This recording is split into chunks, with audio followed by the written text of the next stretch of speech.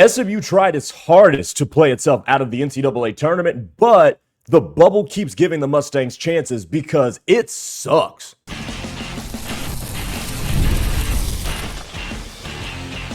You are Locked On SMU, your daily podcast on the SMU Mustangs, part of the Locked On Podcast Network, your team every day.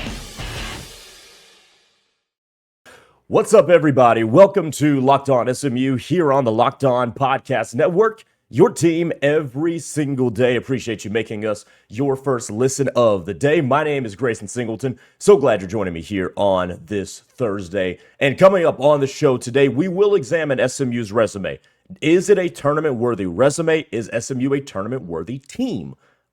Even though the bubble keeps saying that SMU just by default might be. Also, to close up the show, this year's bubble is Exhibit A as to why you should not expand the NCAA tournament. It's just a terrible idea. But we'll talk about that to close up the show here on Locked On SMU. Again, I'm Grayson Singleton. Glad you're joining me here today. Make sure you subscribe to the channel. Make sure you tap in with me on social media. Love to interact with all of you there. And if you're new, hit that subscribe button so we can continue to grow this community. Okay, so the bubble yesterday was going to be a point of emphasis because SMU couldn't get it done and close out Louisville. Ryan Conwell hits 5 points at the end of the game to ice it away from SMU, and now we are going to be sweating Selection Sunday. But 3 days out from Selection Sunday, it looks pretty okay for SMU because everybody else lost. Did y'all not notice this? Everybody else lost. And the Mustangs are going to continue to get some help. Texas lost, pushing them back. Texas also is not even a 20-win team, I do believe. Yeah, they're 18-14, so that gives you a little bit of a buffer there. Auburn, even though they won, still is only a 17-win team. And there's a likely chance Auburn loses today. They play Tennessee in the SEC tournament. Indiana is the big one. Indiana losing to Northwestern yesterday was huge. Huge, I tell you, huge. Stanford has already lost. Cincinnati has already lost. San Diego State plays tonight against Colorado State. So we'll see if they can eliminate themselves. But the bubble is continuing to give SMU chance after chance after chance after chance. It's almost as if we're going to be totally honest here, SMU might make the tournament by default. Because we always say in the Power Four conferences, the magic number to get to is 20. Right? 20 is the magic number to get to. And SMU has gotten to that 20-win threshold as a Power Four team, meaning that is going to be taken into a consideration. Now, when I think you put the resume of SMU against the resume of a team like, let's just say Auburn, for example. Auburn has only won 17 games. They are barely above 500. The problem is, and it shows up in the WAB rankings, where Auburn is just slightly ahead of SMU, Auburn's got some critical wins. That's the problem there. Now, if you want to juxtapose Auburn to SMU in the net rankings, and this is why I say there's way too many metrics because you can manipulate them to fit whichever narrative that you want to push, Auburn is slightly behind SMU. Why? Because Auburn against quads 1 and 2 has fewer wins and a lot more losses. So, whichever way you want to slice it, it's a pick'em. But ultimately, there's a couple of wins in there that is carrying Auburn. But I still think, in terms of overall resume, SMU's got it better, especially if Auburn were to lose tonight. You would start sweating Auburn if they were to beat Tennessee tonight. That would be something to keep an eye on if the Tigers pull off that upset. But everything else has shook out so far in SMU's favor. Cincinnati has eliminated itself. UCF, for the most part, I believe, by virtue of their win yesterday, they're probably safely in. So that means they're not going to be affecting SMU in terms of being one of those last teams in, which they will be one of the last 4 in. If we do see SMU at any point next week in the big dance, it will be in Dayton to start. But you've got a Missouri team that you're really hoping will lose. You've got a VCU team that you're really hoping will lose. And then you've got an Auburn team that likely will lose today. Guys, the bubble keeps on giving. It keeps on giving. We talked in the bonus episode yesterday that Cal has already lost, that Stanford has already lost. Those were your 2 ACC opponents that you were trying to hold off for maybe that 8th spot, that 8th bid from the conference, and they have eliminated themselves. Stanford, they've got a little bit of a case, but most bracketologists have projected that Stanford's going to be on the outside looking in. There's one other team that is picking up speed, and that is Oklahoma. Now, Oklahoma's in a dicey situation because they started the SEC tournament on the back end of the next 4 out. Now, the Sooners got a win last night over South Carolina, and a pretty bad South Carolina team. They have to play Texas A&M today, a team they could either lose to or beat.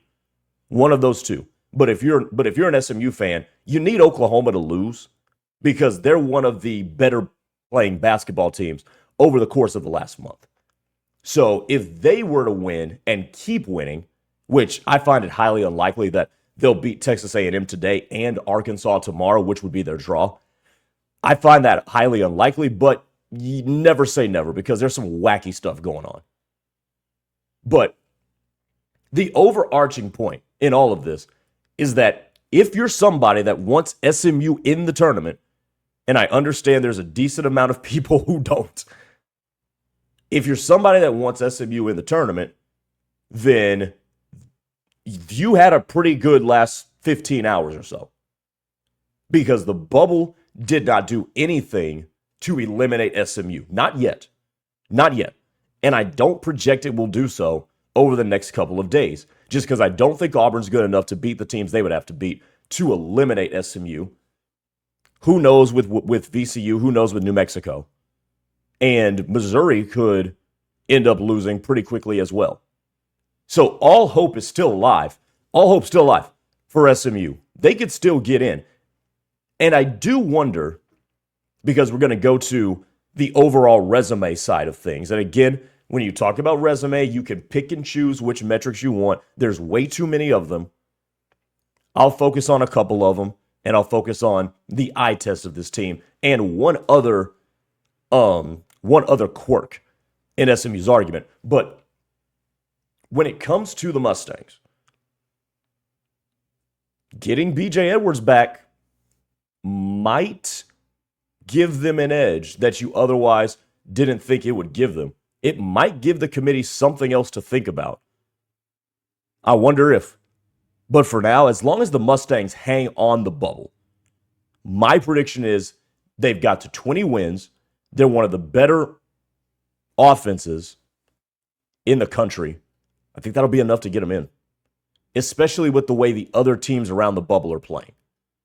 So they got a mulligan last night. The bubble did them a lot of favors last night after the loss to Louisville. And coming up next, we will talk about SMU's resume. What does it look like? Should they be in as it stands right now on a Thursday? I'll tell you that coming up next. I'm Kalia Butler, host of Locked On Women's Basketball, and this is Mazda's Women's Basketball Snapshot, celebrating the work no highlight reel can ever capture. Texas won its first ever SEC championship on Sunday, beating South Carolina 78-61 and snapping the Gamecocks' 3-year run as SEC tournament champions. In the Big Ten championship, UCLA dominated Iowa 96-45. The 51-point margin is the most lopsided title game in Big Ten tournament history. With a resume that includes 18 Quad 1 wins and one of the toughest schedules in the country, UCLA is making a serious push for the overall #1 seed. But UConn has held that spot all season and remains the nation's only unbeaten team.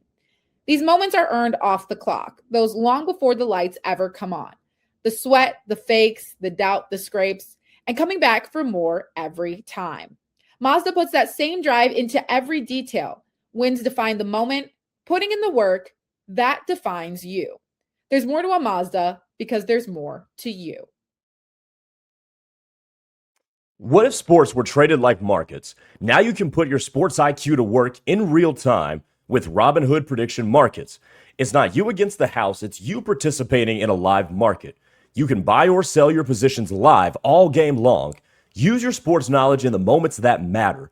Robinhood Prediction Markets changes the game. It's people moving the action, so when the momentum shifts, you can move with it. I always knew the game, but never had a dynamic way to apply that knowledge. Now I can actually take part live in a market powered by people. You're no longer just a spectator. Play by play, you decide. Trade every play with Robinhood, now available across the U.S. Download the Robinhood app now to begin. Futures and cleared swaps trading involves significant risk and is not appropriate for everyone. Event contracts are offered by Robinhood Derivatives LLC, a registered futures commission merchant and swap firm. All right, welcome back to the show. Want to tell you about our Everydayer Club real fast. If you've been thinking about joining the Everydayer Club, hey, now's the time. Again, you can get ad-free shows and access to our group chat on Discord. And if you're signed up before the NCAA tournament tips off, you can get into our Everydayer Club bracket pool on Discord. Not sure if SMU is going to be there. They could, probably will, for a chance to win Locked On merch. Should be a lot of fun. Right now, you can use code MARCH to get your first month free. Just head to lockedonsmu.supercast.com or click the link in the show notes to sign up with the Everydayer Club. And welcome back to the show. Grayson Singleton here on Locked On SMU. Hit that subscribe button if you're new here and let us know that you're going to want to be a part of this community. Okay, so SMU is on the bubble. We know this. So can the Mustangs make it? Can SMU prove that its resume is tournament worthy? And I'm going to make the case that it is. So SMU is now 20-12 on the season. 20-13, excuse me.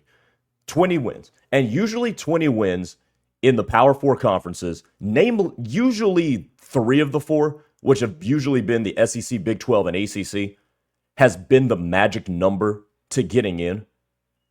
But Andy Enfield, in his press conference, where he made his closing arguments for why SMU should be in the tournament, gave a pretty interesting response. And he said the SEC last year was considered the best basketball conference, which it was.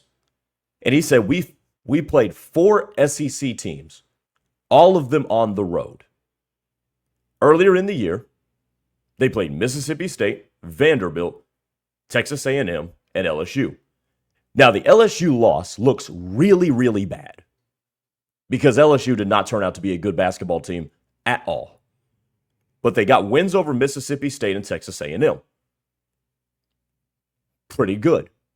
Lost to Vanderbilt, no shame in that. Vanderbilt was playing excellent basketball, one of the best teams in the country at that point in time. So, in terms of scheduling tough teams, check. But where does it stand now for the Mustangs? And for SMU, I think this is a tournament-worthy resume. Right now in the net rankings, as I'm recording this at 8 o'clock Central Time today, the Mustangs are 37th. 37th in the net ranking. It's right on the bubble of where you'd want it, but it's a good one. Because look at this. Among the teams on the bubble right now, SMU is the highest net ranking one. And I know net ranking is used to sort teams. Well, they're the higher the sorted teams. And in terms of sorting teams for purposes of figuring out, did you beat some of the best teams? If somebody were to play SMU, they would be playing head-to-head one of the better teams on the bubble. Because look at who's behind them. Santa Clara, who's considered probably in, is 40. Auburn is 39. Indiana, who's sweating it out, is 38. Texas, who is considered maybe one of the last 4 buys, the Longhorns are 42 in the net ranking. VCU is 44. New Mexico is 45. San Diego State is 47. UCF, who has seemingly moved itself out of the last four in, is all the way back at 51.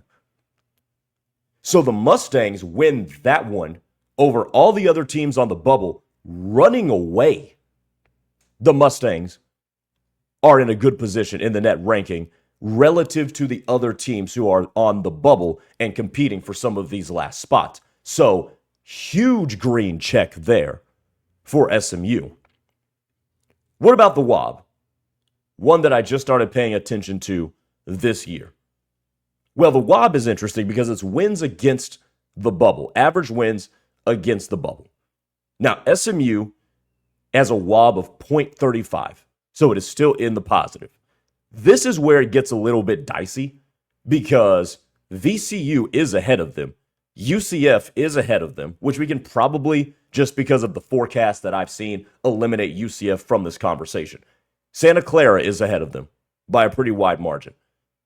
Auburn and Texas are ahead of them, too. And this is where we get to the argument of you can manipulate all the advanced metrics to fit your narrative. But SMU is right there. And even if Auburn and Texas get in, I don't think that affects SMU. I think it pushes SMU maybe to the last team in. And right now, that's pretty much what they're grappling with Auburn with, is the last team in. But I don't think it pushes SMU out. As it relates to the rest of the bubble, remember, this is how you have to view this stuff, is that as it relates to the rest of the bubble, does it push SMU out or keep them in? And the fact that Texas is ahead of them, I don't think pushes them out.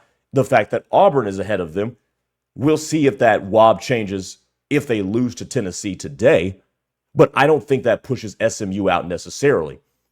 If SMU or if Auburn were to lose to Tennessee today, I actually think that gives SMU more of a cushion to be in the NCAA tournament because New Mexico, especially if the Lobos were to lose today, they are already behind SMU, so they would have an even less of a case to jump SMU and push the Mustangs out of the NCAA tournament. So the advanced metrics are in your favor. The net has you in. The WAB has you sweating, but probably on the right side of that fence. But then look at the actual basketball. You really going to keep a team that was top 20 in the country out of the NCAA tournament? Top 20 in offense. I don't see how you keep that out. You certainly don't put them in the field of 64. You certainly don't do that.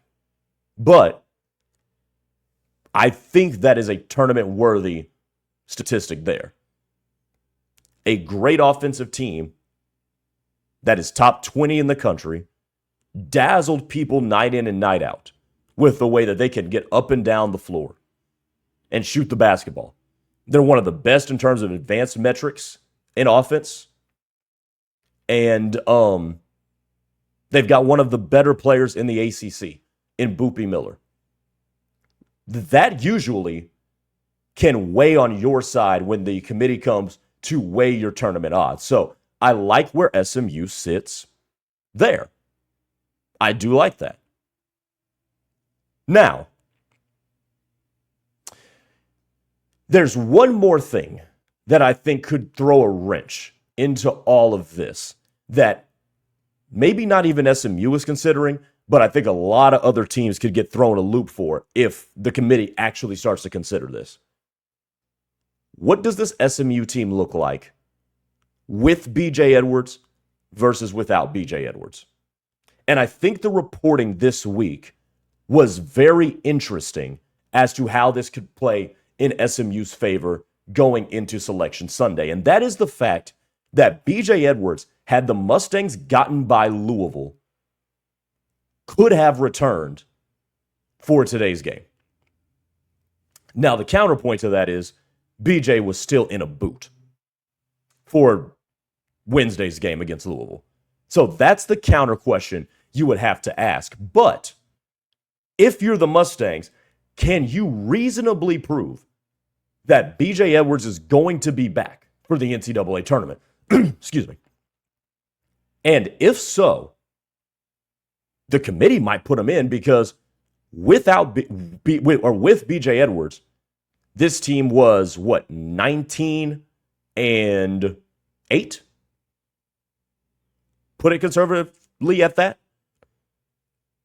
Conservatively, they were 19-8 with him. And they were 1-5 without him? Guys, that's a totally different team that you cannot ignore. If BJ Edwards had suffered a catastrophic injury, okay, now we've got a little bit more something to talk about. But he didn't. He's expected to be back.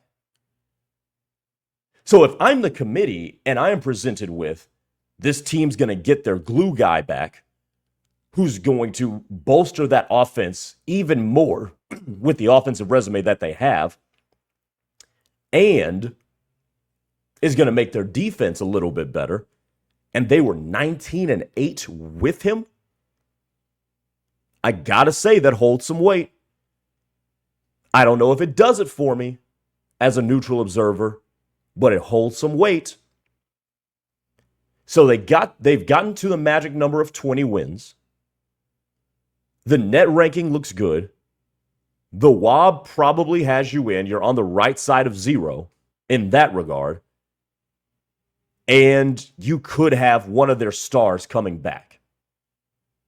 Seems like a tournament-worthy resume to me. Top 20 offense. They scheduled hard. They've got 9 quad 1 and 2 wins. 0 bad losses, by the way. SMU finished the season unbeaten against quads 3 and 4, and that's massive too. Don't overestimate that. They did not lose a game to a quad 3 or 4 team. That matters. So, decent enough resume against the net, decent enough standing in the net, good enough standing in the WAB, top 20 offense, and maybe a star coming back. I think SMU's resume, while not bulletproof, you can poke holes in it. I think it gets you in. I think the objective resume and the body of work gets you in. Getting to that 20th win might really matter for SMU, but we shall see. But that's my pitch. That's my pitch that the resume is good enough to get in. All right, coming up next. This year's bubble is the example of why we should not expand the tournament. Plain and simple. I'll tell you why next.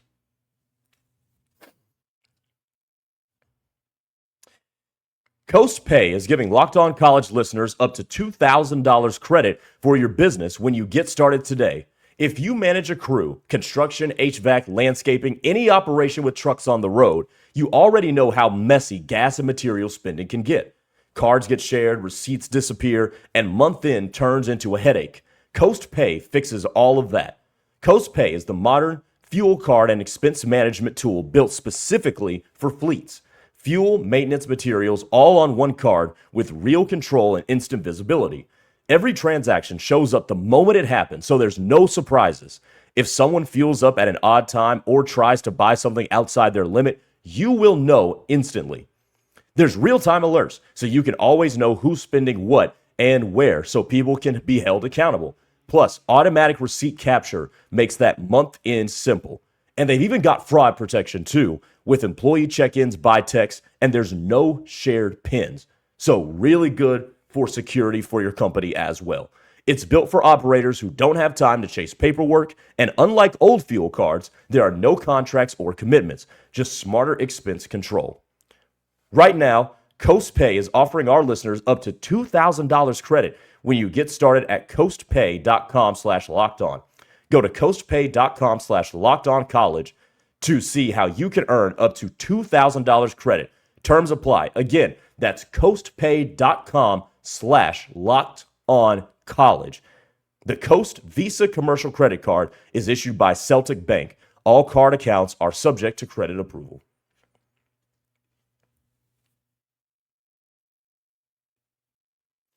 Welcome to the 5-Hour Energy Flavor Draft with 18 different flavors to choose from, including new options like Confetti Craze, Fruity Rainbow, or Cotton Candy.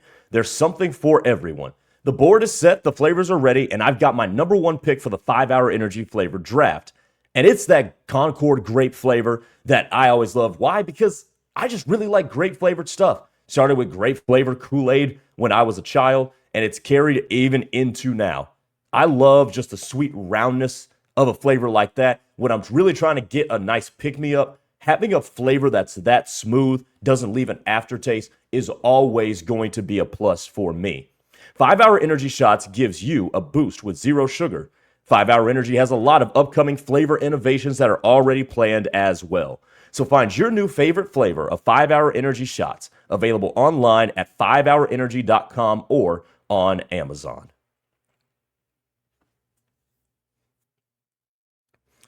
All right, back here on the show, closing things up, and I want to talk about the NCAA tournament in a macro perspective to close things out today. And do not expand the tournament. And I know that there have been calls to not expand the tournament from literally everybody. The only people that would want the NCAA tournament expanded to 72 teams or 76 or whatever number they've come up with are the people who profit from expanding the NCAA tournament. But under no circumstance is there any reason to expand the tournament. And one point is going to lead to another in this discussion that I'm about to have right now. And the first point is that expanding the tournament is such a bad idea because there's not that many good teams. There are not enough good teams out there to defend expanding the NCAA tournament. Look at this year's bubble. These teams are not good. If you get beyond the last four buys in Joe Lunardi's most recently projected bracketology, tell me why this is a case for expanding the tournament. So the last four buys are NC State, which look at them with an objective eye. That's a tournament team. UCF, sure. Santa Clara, I can buy it. Texas, okay, fine. Missouri, you can defend it. Their last four in. VCU, they can make a case. SMU, I just made the case. And Auburn, has anybody ever watched Auburn this year and thought that's a tournament team? If your name is not Bruce Pearl. The answer is no. Auburn does not look like a tournament team. Indiana couldn't beat Northwestern. New Mexico, we'll see. Stanford, they came on at the end. San Diego State, Cincinnati, hell no. Never once watched that team and thought that's a tournament team.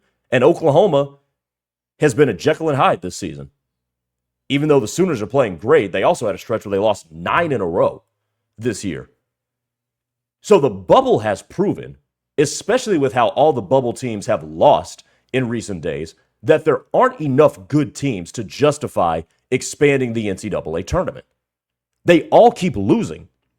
The bubble teams that are going to get in are going to get in by default because we have expanded the tournament to where it is today. Auburn could get in by default. The same applies to SMU. The same could apply to VCU and Missouri. Those are the projected last four in. So, with that in mind, you can't expand the tournament to let what? More mediocrity into the tournament? We already give every conference an automatic bid, which we should.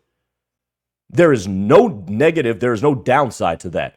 Everybody should be able to compete to go to the dance. And that's what makes those smaller conference tournaments that much more appealing. But expanding the tournament to let in more teams that are objectively cheeks is not the way to go. And it's going to flow into this next point, is that at some point you cross the threshold of diminishing returns. At some point, you're going to expand to the point where your product starts to suffer because you let too many people in. You're going to have more blowouts. There's going to be more attrition. You open yourself up and subject all of your teams to a bigger risk for injury. That is what you're dealing with when you expand the tournament. So, no, expanding the tournament is a terrible idea. I mean, look at what you already have right now. 68 teams. You play a tournament with 68 teams from a Tuesday over a 3-week period. Expanding that to add a whole nother weekend, it adds a whole other list of problems for the teams. Not to mention the product you really care about the most, the product that people care about the most when it comes to expanding the NCAA tournament or anything involved with the NCAA tournament is the television product. Right now, you have a television product that you have found a sweet spot for. The 3 weeks that you have found a sweet spot for, and that is people waiting all the way to the NCAA tournament and then getting a lot of it, but not enough of it to where you want a little bit more. Expanding that and making it a less exclusive timeline dampens how special it is. That's what you don't want to do. And then in the process of dampening how special that time is, you're giving us more blowouts. You're giving us less good basketball. And you're going to diminish the product at the top. Because now a team like Arizona and Duke and Michigan have got to play more games. Duke is already missing Caleb Foster probably for the rest of the season. And they're dealing with another injury. So you want to open up all these other teams to even more attrition?